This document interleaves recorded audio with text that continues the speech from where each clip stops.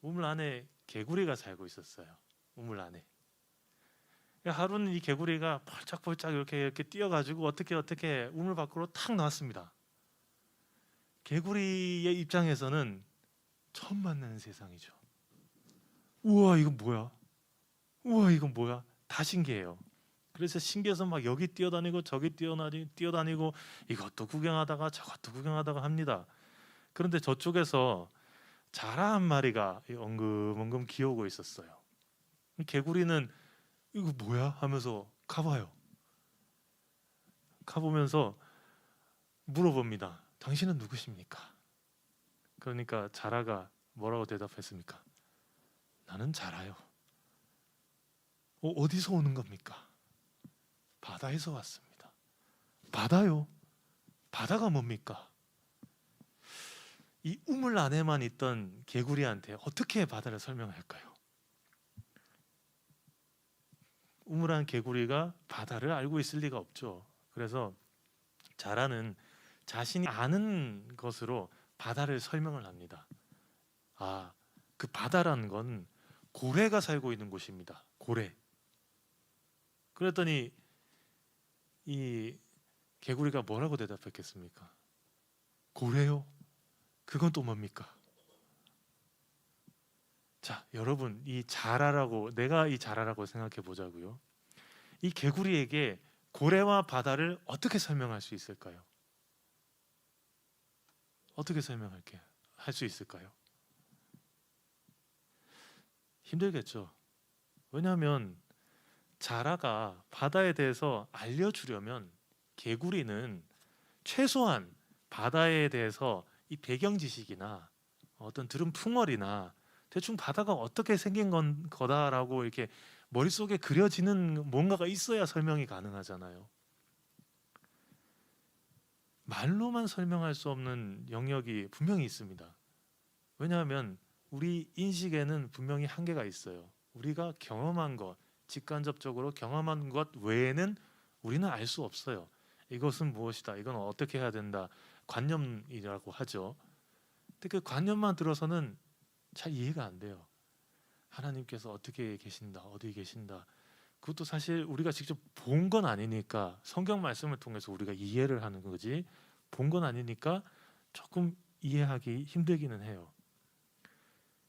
직접 본 것이 아니면 아무리 설명을 들어도 어렵습니다. 그럴 때 가장 좋은 방법은 그냥 보여주는 거예요. 이거. 제 아들이 이제 9살인데 이게 뭐냐고 물어봐요. 그럼 설명을 해주면은 얘는 못 알아들어요. 핸드폰에서 찾아가지고 보여주면 알아요. 이런 거예요. 그렇게 여러분들은 이것도 보고 저것도 보고 그것도 보고 하면서 여러분의 인식들이 다 늘어가면서 이렇게 자라온 거예요. 자, 그런데 그러지 못하는 경우도 있잖아요. 직접 보여주지 못하는 경우. 이럴 때는 어떻게 해야 될까? 어떤 분이 초등학생들한테 이 자라와 개구리 이야기를 들려주면서 어떻게 해야 될까요, 여러분? 했어요. 그랬더니 이런 답들이 나왔대요. 첫 번째, 데려가서 보여준다. 두 번째, 유튜브를 보여준다. 세 번째, 휴대폰으로 찍어서 보여준다. 고래밥을 사준다. 네. 뭐 답들 중에서 뭐 여러 가지 답들이 있었는데 앞거는 이거였다고 합니다. 저 푸른 하늘이 바다고 떠다니는 구름이 고래쯤 돼요. 놀랍지 않습니까? 초등학생인데 이런 비유를 얘기를 해요. 비유를. 저 하늘을 바다라고 하고 떠다니는 구름이 고래라고 한다고.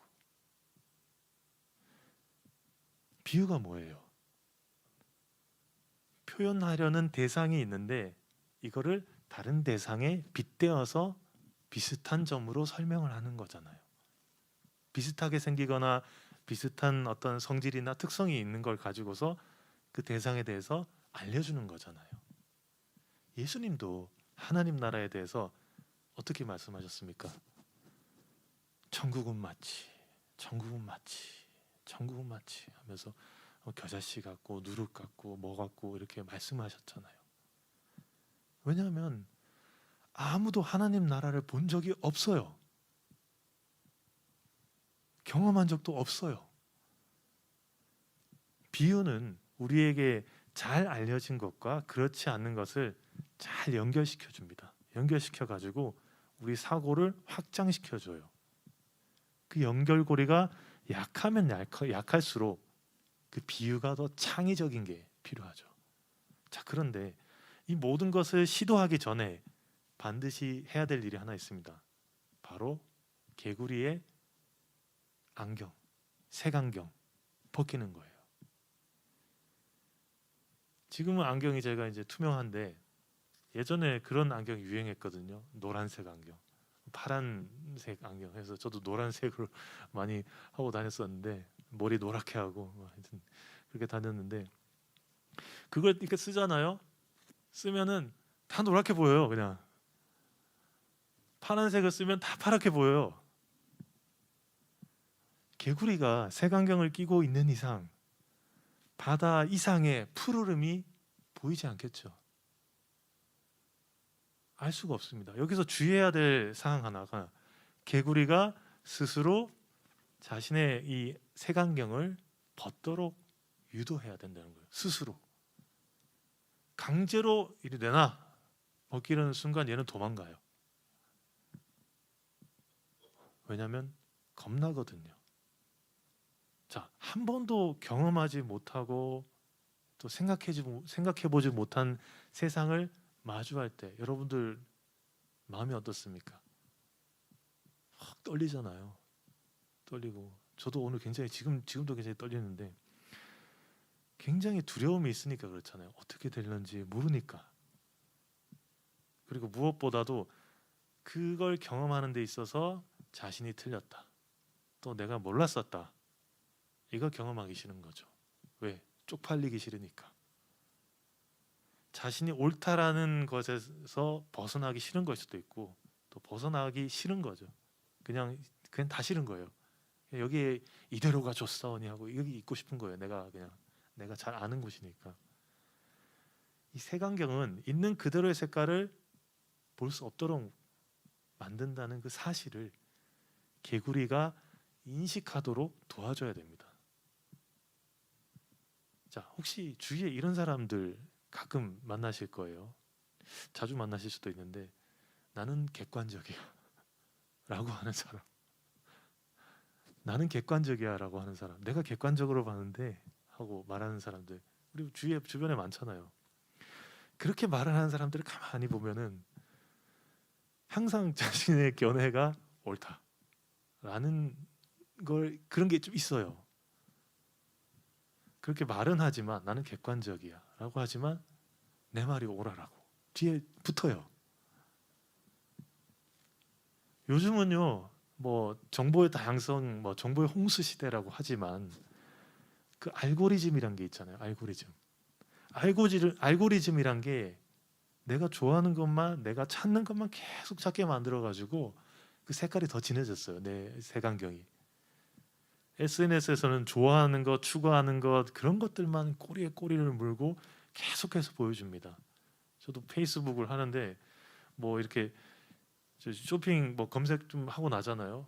그럼 이게 연동이 돼가지고 바로 거기에 대한 것들이 페이스북 탁 키면 바로 쫙 떠요. 광고들이 계속. 그 처음에는 그 알고리즘이라는 거 몰랐을 때는 얘가 이거를 내가 필요한 걸 어떻게 알았지?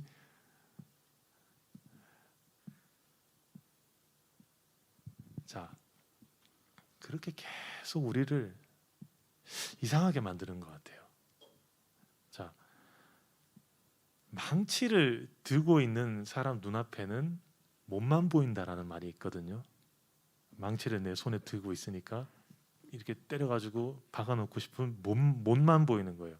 분야가 같은 전문가들 10명이 모이면 한 명보다는 나을 수 있습니다. 거기에 대해서 좀 어떤 다양하게 좀 접근할 수 있고 거기 그 면에 대해서 좀 더 바라볼 수 있는데 그렇지만 전혀 완전 다른 시각에서 문제를 보지 않기 때문에 터널 비전이라는 게 생깁니다.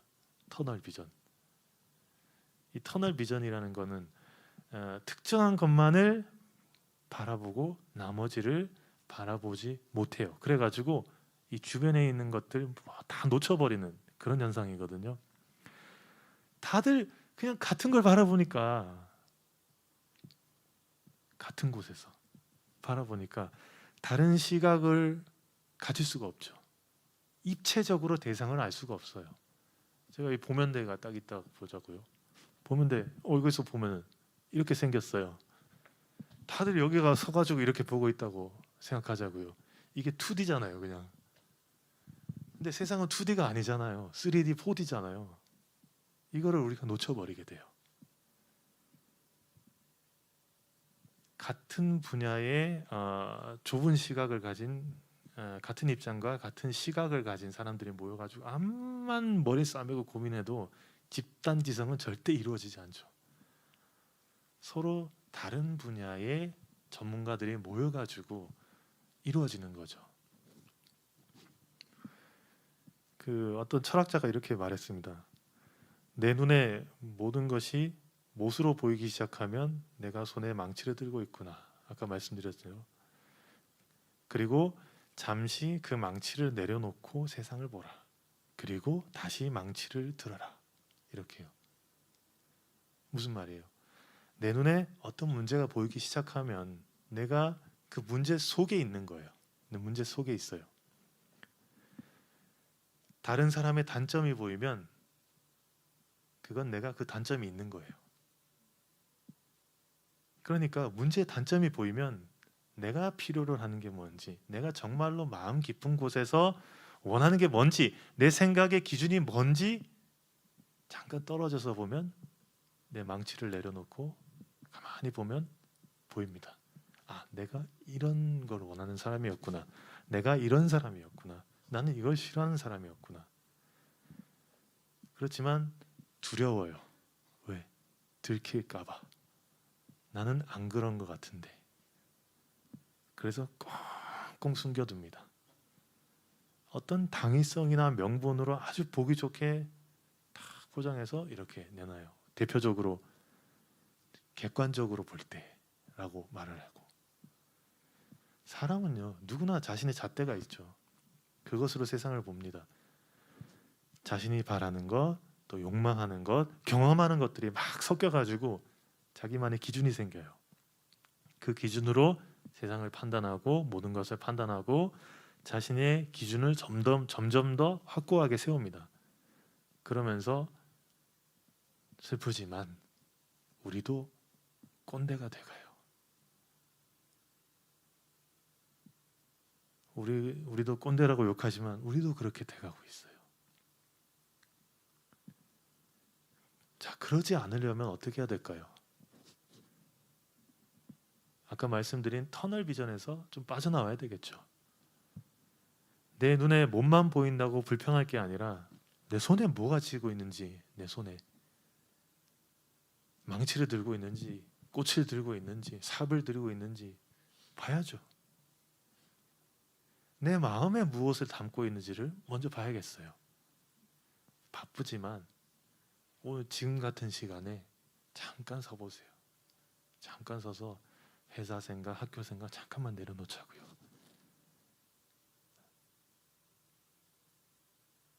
그리고 살펴보자고요. 내 마음을. 왜냐하면 사람의 시각과 관점은 인식과 한계를 가지고 있으니까 나는 거기에서 벗어나야 되니까. 제가 PPT를 넘겨드리지 않아서 죄송한데 그 어떤 사진이 요새 유행하는 사진이 있던데 딱 사진 한 가지가 딱 있고 그게 이쪽에서 보면 오리고 이쪽에서 보면 토끼인 사진이 있더라고요. 그리고 숫자 6을 이렇게 썼다고 보자고요. 6을 여기에서 보면 뭐예요? 6이 돼요. 여기에서 보면 뭐가 돼요? 9가 돼요. 위치에 따라 다 달라요. 똑같은 사물인데도 보는 사람에 따라서 차이가 납니다. 위치에 따라서. 사람마다 세상과 사물을 바라보면서 자기 나름대로 해석을 하는 거예요. 어떤 의미에서 우리 눈에 보이는 것은 있는 그대로의 그 실체는 아닌 거죠. 빛이 저기 물체가 빛을 받아서 내 눈을 들어와서 그거를 이건 검은색이구나 인식을 하는 거죠. 그죠? 실체는 몰라요. 우리는 마음의 눈으로 색칠을 한 세상이 됩니다. 그래서 우리는 갈등이 있습니다. 대표적으로 정치가 굉장히 갈등이 많잖아요. 지금도 뭐 계속 싸우고 있던데, 이 여당과 여당이, 국회의원들은 이 많은 정책들을 놓고서 서로 자기 당의 입장이 옳다라고 말을 하는 사람들이잖아요. 대통령의 연설을 놓고도 여당은 뭐 찬사를 막 박수치면서 아끼지 않지만 야당은 그게 무슨 말이냐 하면서 또 싸우고, 이게 바뀐다고 바뀌지가 않더라고요. 자신의 입장에 따라 다르게 보는 것은 이건 어쩔 수 없습니다. 이건 아마 숙명인 것 같아요. 그러지 않으려고 계속 노력할 뿐이지. 다시 말해서 사람은 어떤 대상을 놓고 똑같이 볼 수 없는 존재다라고 할 수 있는 거죠. 어느 쪽도 틀렸다, 옳다라고 말할 수는 없을 것 같아요. 정치적으로 우파가 오르냐, 좌파가 오르냐. 여러분, 우파가 옳은 점도 있고 틀린 점도 있고, 좌파가 틀린 점도 있고 옳은 점도 있을 거예요. 성경을 두고서도 예수님이 우파냐 좌파냐 보수냐 진보냐 이걸 놓고 논쟁하시는 분들이 계시더라고요. 또 뭐 예수님의 또 성경 하나님의 어떤 그 복음은 이게 사회주의냐 뭐 아니면은 뭐 자유주의냐.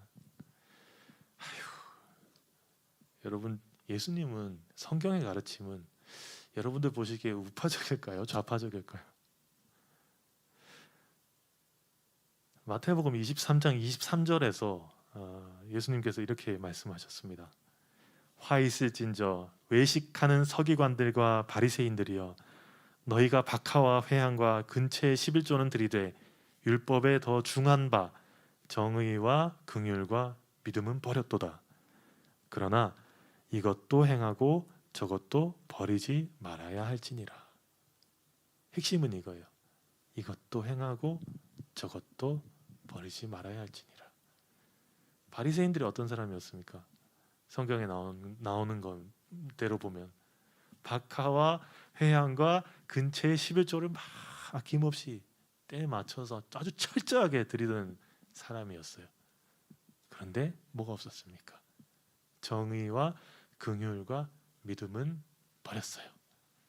무슨 말이에요? 나는 이렇게 했어 라고 하면서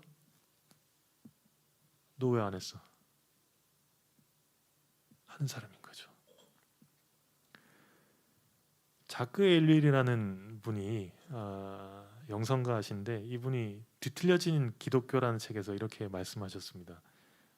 성경 계시 안에는 논리란 없다. 이것이냐 저것이냐라는 건 없고 언제나 이것도 저것도 있다. 이 점을 우리는 모든 수순에서 발견한다라고요. 하나님의 영역은 좌파냐 우파냐 보수냐 진보냐 뭐 사회주의냐 자유주의냐 거기에 속해 있지 않는 거죠. 예수님 활동하시던 당시에 아주 재미있는 사람들이 있었습니다. 이스라엘의 현실과 이스라엘이 열망하는 것에 대해서 극과 극으로 받아들이고 자신들끼리 조직을 만들어 가지고 자신들끼리의 터널 비전에 갇혀 있던 두 가지 사람들이 있었어요. 첫 번째는 성경에 나온 대로라면 젤롯 혹은 셀롯이라고 불리는 열심당원 그리고 세리가 있습니다. 먼저 이 열심당원을 쉽게 말하자면 이스라엘이 로마의 지배를 받고 있었을 때 이스라엘의 독립운동가예요. 독립운동가. 독립운동가면 좋은 거 아닙니까? 훌륭한 거 아닙니까? 자, 이 사람들은 이스라엘이 로마의 지배하에서 벗어나는 것, 저놈의 로마 놈들이 다 망해가지고 쫓겨나는 것, 그리고 우리 땅 우리가 그냥 살고 우리 주권대로 사는 거, 이게 최대 관심사고 목적이었거든요. 정치적으로, 주권적으로 자신들만의 주권을 가진 나라를 세우고 자신들만의 세상을 만들고 싶었어요. 어떤 방식을 통해서라도 이 목적이 달성돼야 된다. 그래서 살인도 하고 자폭도 하고 아주 난리 났어요. 항상 품속에 칼을 숨기고 다녔어요. 왜냐하면 어떤 순간에도 죽여야 하는 어떤 그런 배신자, 반동분자가 있으면 가서 죽이려고, 그 자리에서. 자, 이 문제점이 뭡니까? 궁극적인 하나님 나라는 어디입니까? 이스라엘이라는 국가는 아니잖아요. 근데 이 사람들은 그렇게 생각을 하고 있었던 거죠. 이스라엘이라는 국가가 있어야 야훼께서, 하나님께서 우리와 함께 하시는 증거다 라고 믿은 거죠. 예수님과 함께 십자가에 달렸던 두 강도, 양쪽에 달렸던 두 강도도 열심당원이었고, 반동분자니까 처형을 최대한 잔인하고 무섭게 할수록 이 사람들을 이렇게 그거 하지 못하게 하는 거니까 거의 십자가에 달았어요. 예수님도 그런 취급을 받으신 건데, 예수님 대신 풀려난 바라바도 열심당원이었대요. 너희들 이렇게 하면, 얘네들처럼 하면 이렇게 비참하게 죽어, 하지 마 라고 하는 거죠. 일제 강점기에 뼈아픈 역사가 있는 한국 사람들은 국사를 배우고 국사를 조금이라도 알고 있다면 이 열심당원의 마음도, 이유도, 목적도 이해는 돼요. 이해를 쉽게 할 수 있습니다. 반대로 세리는 말하자면 친일파갑니다. 친일파. 독립운동하는 사람을 팔아먹고 독립자금을 빼돌려가지고 자기 주머니에 넣고 민족을 배신한 사람이에요. 이 둘의 사이가 좋았을까요? 나빴을까요? 나쁘죠. 우리나라도 지금도 싸우고 있잖아요.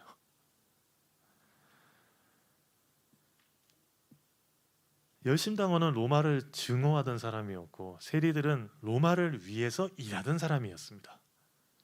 그리고 참 신기하게도 같은 국적을 가지고 있고 같은 땅에서 살고 있어요. 더 재밌는 건 예수님의 제자들 중에서 이 둘이 있어요. 이 내용은 다음 주일에 다루도록 하겠습니다. 기대되죠? To be continued. 자, 오늘 이 둘의 이야기까지만 할게요. 어쨌든 이 열심당원의 사상도, 세리들의 사상도 마냥 옳다라고는 할 수는 없을 것 같아요. 왜냐하면 둘 다 자신들만의 색안경이 있으니까. 그렇다면 한 가지 걸리는 게 있습니다. 성경에서, 성경 말씀에 차갑든지 뜨겁든지 하라, 둘 중 하나만 하라, 그렇게 나와 있는데 이걸 어떻게 받아들여야 될까요? 이것도 저것도 뭐 다 챙기라는데 성경 말씀에는 이거 아니면 저거라고 말씀하시는데 이걸 어떻게 받아들여야 될까요? 성경을 보니까 이렇게 나와 있어요. 그 말씀이 요한계시록 3장 14절에서 17절까지의 말씀에 있는데 제가 읽어드리겠습니다. 라오디게아 교회에 미안합니다. 라오디게아 교회의 사자에게 편지하라. 아멘이시오 충성되고 참된 증인이시오 하나님의 창조의 근본이신 이가 이르시되 내가 네 행위를 아노니 네가 차지도 아니하고 뜨겁지도 아니하도다. 네가 차든지 뜨겁든지 하기를 원하노라. 네가 이같이 미지근하여 뜨겁지도 아니하고 차지도 아니하니 내 입에서 너를 토하여 버리리라. 네가 말하기를 나는 부자라 부여하여 부족한 것이 없다 하나 네 공고한 것과 가련한 것과 가난한 것과 눈먼 것과 벌거벗은 것을 알지 못하도다. 이렇게 나와 있습니다. 이 말씀은 예수님께서 그 반모섬에 말년에 이제 선교하다 갇혀서 있는 사도 요한에게 하신 계시인데, 라오디게아 교회에 말씀하신 거예요. 이 교회의 문제점이 무엇이었냐면 이거냐 저거냐 선택하라는 그 둘 중 하나의 의미라기보다는 눈먼 것과 벌거벗은 것을 모르면서도 나는 부자다, 부여하여 부족한 것이 없다, 이게 문제라는 말이거든요. 난 다 알아, 난 다 가졌어, 그게 문제였어요. 우물난 개구리처럼 그냥 자신이 알고 있는 세상이 전부다라고 생각하고 거기에 만족하고 그 색안경을 끼고 다 바라보고 있었기 때문에 그걸 비판하시는 거거든요. 이거냐 저거냐 문제입니다. 그거 자체가 문제입니다. 네 편 내 편도 문제입니다. 나는 옳고 너는 틀렸다. 심각한 문제입니다. 그리스도인은 이렇게 생각하는 사람입니다. 나는 하나님 앞에서 할 말 없는 사람입니다. 죄인입니다. 그 죄를 뭐라고 말하냐면 보통은 욕망, 또 질투 이런 것으로 설명을 하는데 이것들이 그림자처럼 따라다녀요. 그림자처럼 따라다니면서 도저히 없앨 수도 없고 없어지지도 않아요. 없앴다고 하는 순간 또 다른 자만이라는 죄에 빠지는 거예요. 어떻게 해야 될까요? 그러면 중요한 건 이걸 없애려는 노력이 아닌 거죠.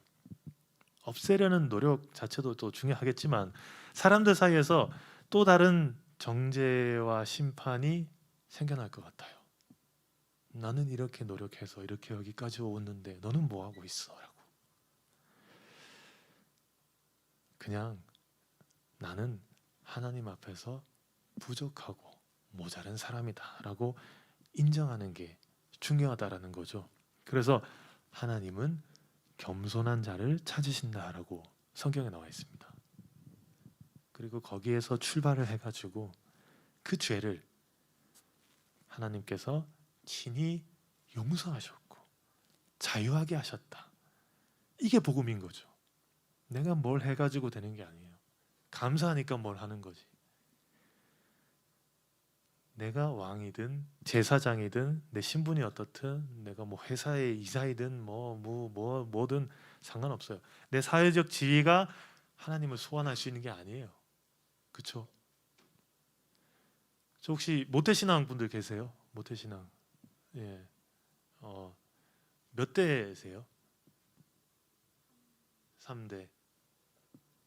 모르겠어요. 예. 4대. 제가 5대째거든요.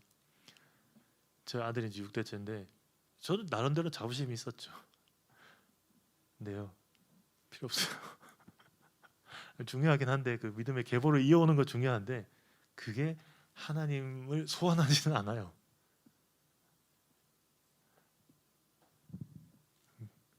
내가 타인에게 비춰지는 믿음의 정도도 상관없어요. 하나님을 내 앞에 두게 하는 게 아니죠. 내 힘이 아니라 하나님의 은혜입니다. 은혜. 내 의가 아니라 하나님의 의가 되는 거죠. 오늘 말씀 보면은 바리새인은 자신들의 비전 터널에 갇혀서 색안경을 끼고 묻습니다. 30절 말씀인데요. 띄워주실 수 있을까요? 네, 같이 읽어볼게요. 시작.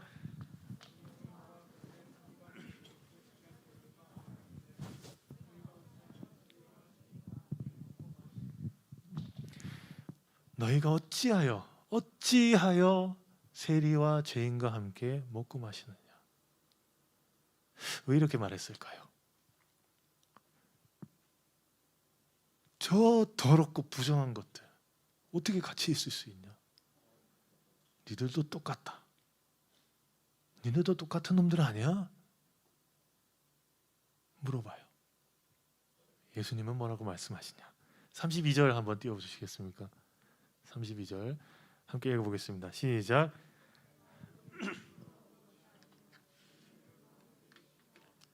아멘. 예수님이 오신 이유입니다. 의인을 부르러 온 것이 아니에요. 너희들이 행동 잘해가지고 그래 잘했다 수고했다 너희 이제 친구 천국에 데려갈게. 아니죠. 그게 아니에요. 죄인을 불러서 회개시키게 오신 거예요. 죄인을 불러서. 예수님이 찾으시는 사람, 은혜 내려주시는 사람은 이런 거죠. 하나님, 나는 죄인입니다. 나는 하나님 앞에서 할 말 없는 사람입니다. 나는 부족한 사람입니다. 나는 내 의에서 좀 벗어나고 싶습니다. 비전 터널에서 좀 나오고 싶습니다. 그런 사람에게 하루하루 살아갈 때 은혜가 내려져요. 한 가지 말씀만 좀 덧붙이자면 그 과정에서 정말 괴로울 수는 있어요.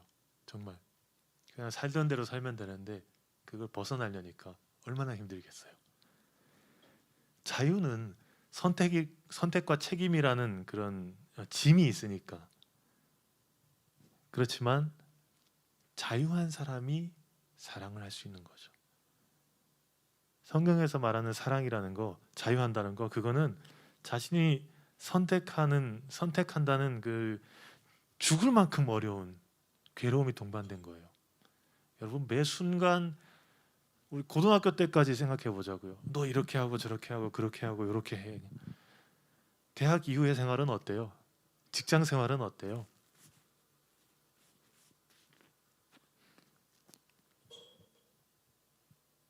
네가 알아서 해 하잖아요. 못하면 어떡합니까? F. 심할서 써오고. 뭘 어떻게 하라는 거야? 아무도 알려주지 않아요. 여러분이 선택을 해서 뭔가를 만들어내야 돼요. 자유라는 게 그런 거거든요. 선택을 해야 돼요. 괴로워요. 근데 반대로 노예는 그런 거 안 해도 됩니다. 노예들이 자기들이 선택하는 거 있습니까? 노예는 주인이 시키는 대로만 하면 되잖아요. 말하자면 이 죄가 시키는 대로만 하면 되는 거예요. 복음으로, 말씀으로, 예수로 자유한다는 건 그거를 다 깨버리고 나은 거예요. 나 스스로를 깎아내는 그 괴로운 과정이 있어요. 그런데 그걸 감내하면서 견딜 때 하나님은 그 과정을 이렇게 이끌어 가시고요. 결과에까지 다 이르게 하십니다.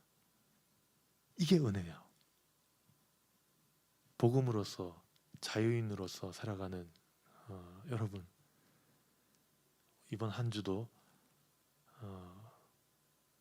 피곤하겠죠. 그렇지만 그 은혜가 여러분들에게 있으시기를 기원합니다. 자, 우리 잠깐 기도하면 좋을 것 같은데요. 이번 한 주도 또 우리가 해야 될 삶의 어떤 과제들이 있고 뭐 여러 가지가 있잖아요. 그 과정에서 여러분들 여러 가지 선택을 하면서 또 살아가실 텐데 죄의 노예가 되지 않게 하시고 하나님 앞에서 자유인으로 우리가 기도하면서 선택을 할 때 그 과정 중에 하나님 함께 하시고 그 선택을 하는 순간에 우리가 하나님께서 이끄시는 것에 몸을 잘 맡겨서 또 잘 견뎌서 이번 한 주도 하나님 은혜 가운데 거하게 해주십시오. 이렇게 기도로 잠깐 기도하겠습니다. 하나님, 저희가 알든 알지 못하든 하나님은 늘 은혜로 채워주십니다. 부족하디 부족한 사람이기에 저희는 각자의 의가 있고 판단이 있고 색안경이 있어서 터널 비전에 빠져 있습니다. 그 안에서 우물한 개구리처럼 살고 있습니다. 죄의 늪에 빠져 있습니다. 그러나 하나님은 우리를 거기서 꺼내서 자유롭게 하셨습니다. 온 세상을 저희 앞에 펼쳐 놓으셨습니다. 저희는 거기에서 자유합니다. 죄에서 자유합니다. 그러나 하나님, 그렇게 주신 세상 또한 색안경을 보고 색안경을 끼고 볼 때가 있습니다.